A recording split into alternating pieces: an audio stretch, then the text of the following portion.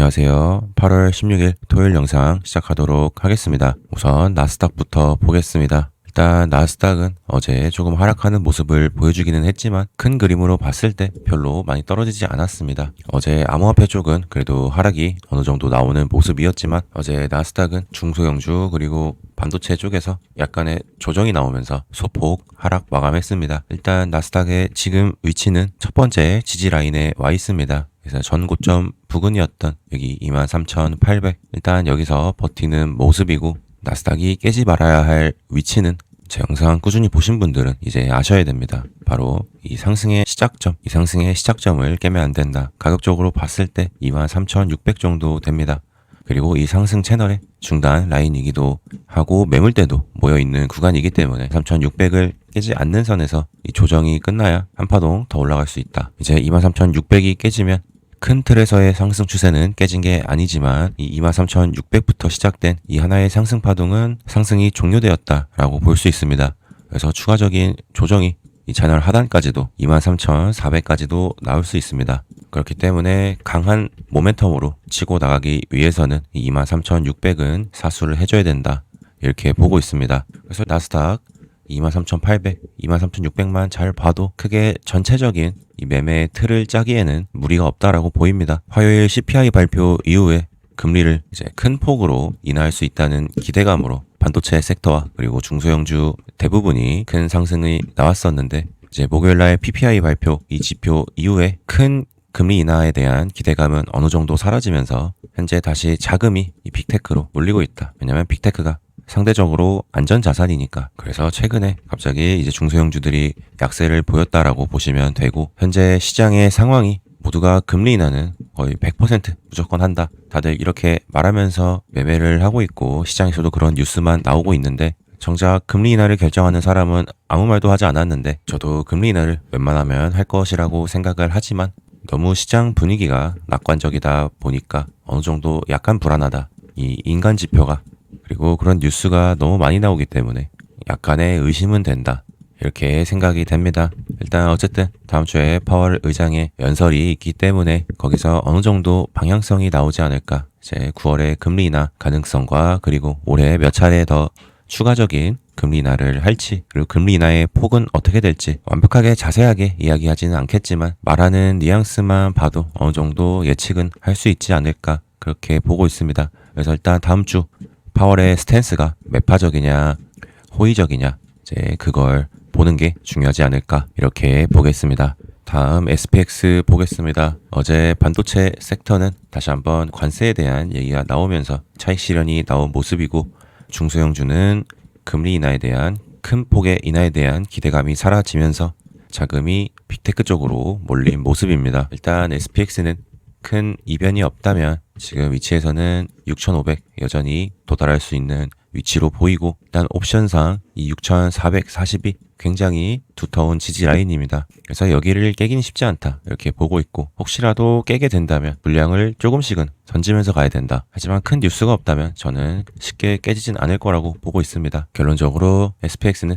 6,440이 두터운 지지 라인이고, 단기적으로는 일단 6,500까지는 도전할 수 있다, 이렇게 보겠습니다. 다음 QQQ로 한번 보겠습니다. 일단 QQQ는 어제 579 여기가 지지 라인이었는데 종가 마감을 아래로 깨서 마감한 모습입니다. 지금 위치에서 추가적인 조정 없이 빠르게 올라가려면 전고점 라인 부근인 약 577 정도, 여기는 다시 한번 추가적으로 깨지 않는 선에서 빠르게 다시 한번 반등해서 일단 579 정도 여기는 빠르게 올려줘야 된다.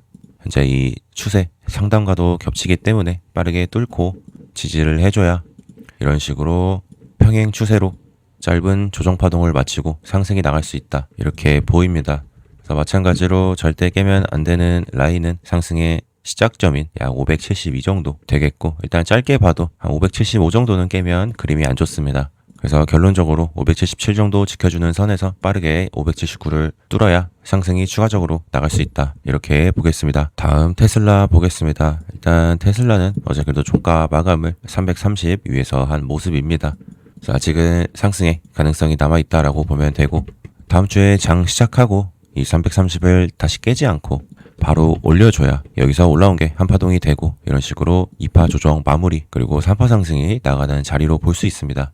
그러기 위해서는 가장 중요한 이 350 여기를 꼭 시간봉 이상으로 뚫어줘야 이 3파 상승 컨펌이 난다라고 볼 수 있고, 다음 주에 오르더라도 다시 한번 이 350을 뚫지 못하고 맞고 떨어진다면 여전히 이 박스권의 움직임이다. 그래서 일단 지금 330 부근에서는 짧게 보면 최대 350까지 보고 이 박스권 매매를 할 수도 있습니다. 330에서 롱을 잡고 350에서 익절한 후에 여기서 어느 정도 숏을 잡고 다시 한번 330 정도까지 노려보는 그런 매매도 가능하겠고, 아니면 그냥 들고 계신 분들은 이 330 깨지기 전까지 그냥 쭉 들고 가셔도 되고, 그리고 신규 진입도 지금 위치에서 들어가셔서 이 330 깨지기 전까지 그냥 쭉 들고 가시면 된다. 그리고 보수적으로 보시는 분들은 여전히 350 여기를 뚫고 지지를 해줘야 추가 상승이 컨펌이 나는 것이기 때문에 350을 뚫는 걸 보고 따라 들어간다, 이 정도 보시면 되겠습니다. 다음 팔란티어 보겠습니다. 일단 팔란티어는 중요한 지지 라인이었던 이 180을 뚫고 내려왔기 때문에 이 쌍고점 형태로 내려오는 중이라고 볼 수 있고, 다시 한번 이 180을 위로 뚫지 않는 이상은 최대 이 채널 하단인 약 170 부근까지는 열어둬야 된다라고 보고 있습니다. 그래서 일단 지금 위치에서는 단기적 반등이 나올 수 있는 위치인데, 하지만 반등파 이후에 180에서 맞고 떨어진다면 일단 170까지는 올 수 있다. 그리고 최악의 경우에는 이 갭을 채우러 내려올 수 있습니다. 그러면 팔란티어를 담아가지 못하셨던 분들은 1차적으로 매수를 할 수 있는 범주가 됩니다.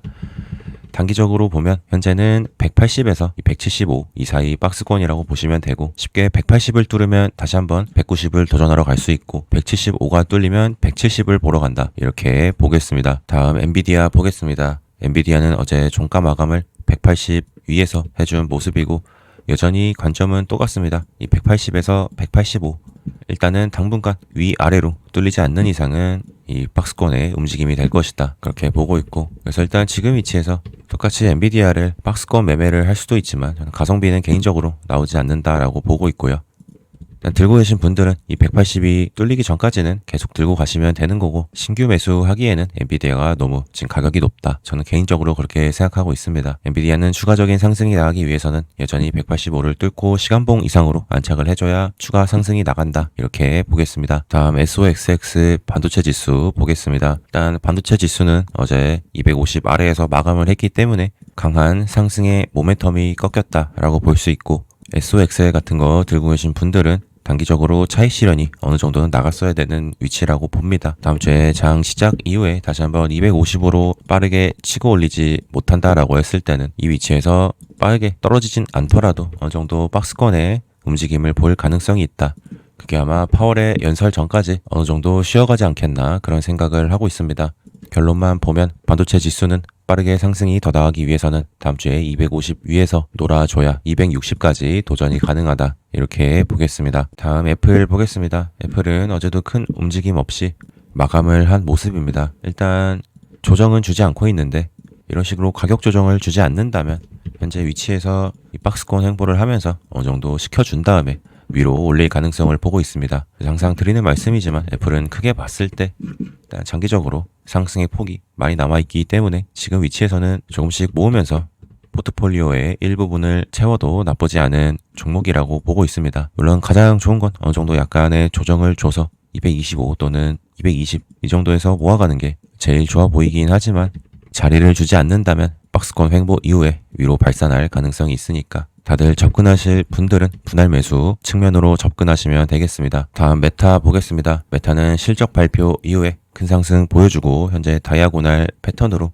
수렴을 그리고 있는 모습입니다. 일단 정석적으로는 이 하방 이탈하면서 이 갭을 채우고 가는 모습이 제일 좋기는 하지만, 현재 증시 상황 그리고 빅테크 AI에 대한 수요를 봤을 때, 그리고 메타 이 기업 자체도 실적이 워낙 좋기 때문에 당장 이 정도의 큰 조정이 나오기는 쉽지는 않을 수 있다, 이렇게 보고 있습니다. 그래서 만약에 하방 이탈하면서 조정이 좀 나온다면 한 740 정도까지는 볼 수 있다, 이렇게 보고 있고, 이제 그 라인을 살펴보면 제가 봤을 때는 1차적으로 이 780 이 추세 하단 라인 여기를 깨면 안 되고, 그 밑은 이제 770 여기를 깨면 그림이 좀 이상해집니다. 그래서 메타를 들고 계신 분들은 짧게 보시면 780 여기 추세 하단 깨질 때는 조금씩 분할 익절 하시면서 가면 되겠습니다. 다음 이더리움 보겠습니다. 일단 이더리움은 어제 크게 하락한 모습인데, 제가 어제 정확하게 이 윗꼬리를 다는 모습을 보고 저희 멤버십 텔레그램 방에 영원히 오르는 종목은 없다. 종목과 사랑에 빠져서 눈먼 매매를 하면 위험하다라고 언급드리면서 이더리움 매수 의견에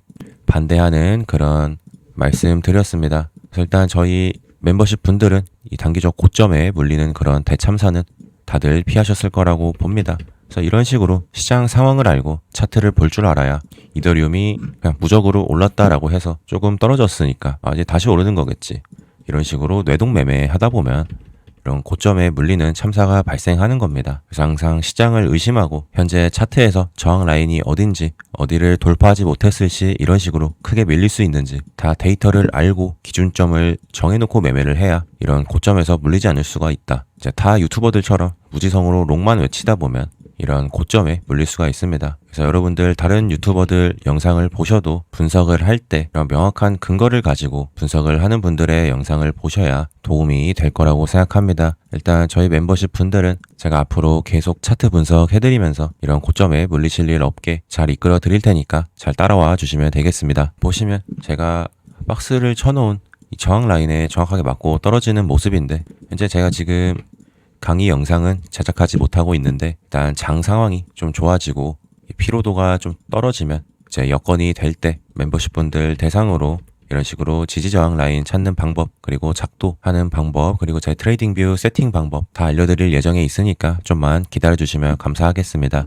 네, 그럼 이더리움으로 돌아와서 보면 일단 이더리움은 현재 명확하게 이 하락 채널 대로 진행이 되고 있는 모습이고 다시 한번 지지가 나올 수 있는 위치가 4370부터 4300 정도입니다. 이 구간에서도 지지가 나오지 않는다면 현재 원래 있던 이 박스권의 안쪽으로 들어온 상황이기 때문에 최대 4200 정도까지는 열어둬야 된다. 이렇게 보입니다. 그래서 일단 오늘은 토요일이기 때문에 아마 큰 무빙은 내일 저녁부터 나오지 않을까 그렇게 보고 있습니다. 일단 제 생각에는 4250 이 정도 왔을 때는 매수를 충분히 받아볼 만한 영역이 아닌가 보고는 있습니다. 제가 매수 들어가면 텔레그램 방에 언급 드리니까 멤버십 분들은 잘 봐주시면 되겠습니다. 다음 비트코인 보겠습니다. 제 비트코인은 간단합니다. 119.1에서 이 정도 여기를 뚫어줘야 상방이 유리해지고 반대로 하방으로는 직전 저점 라인 약 116.6K 여기를 깨면 추가적인 하락이 나온다. 이렇게 보시면 됩니다. 제 추가적인 언급은 주말 무빙 그리고 월요일 무빙 보고 텔레그램 방에 추가적으로 팔로우 드리도록 하겠습니다. 그럼 오늘 영상 여기서 마치도록 하고요. 월요일에 전체 공개 영상은 오늘 영상 내용과 겹치기 때문에 월요일에는 멤버십 영상만 올리도록 하겠습니다. 멤버십 분들은 월요일에 멤버십 영상 잘 봐주시면 되겠습니다. 오늘부터 해서 내일까지 휴일인데 다들 잘 휴식하시고 저는 다음 주에 다시 영상으로 뵙는 걸로 하겠습니다. 일반 구독자분들 전용 텔레그램 방도 운영하고 있으니까 제가 댓글에 링크 남겨놓겠습니다. 그래서 희망하시는 분들은 자율적으로 참여하시면 되겠습니다. 오늘 영상도 도움 되셨다면 구독, 좋아요, 댓글까지 한 번씩 부탁드리겠습니다. 그럼 오늘 영상 여기서 마치겠습니다. 시청 감사합니다.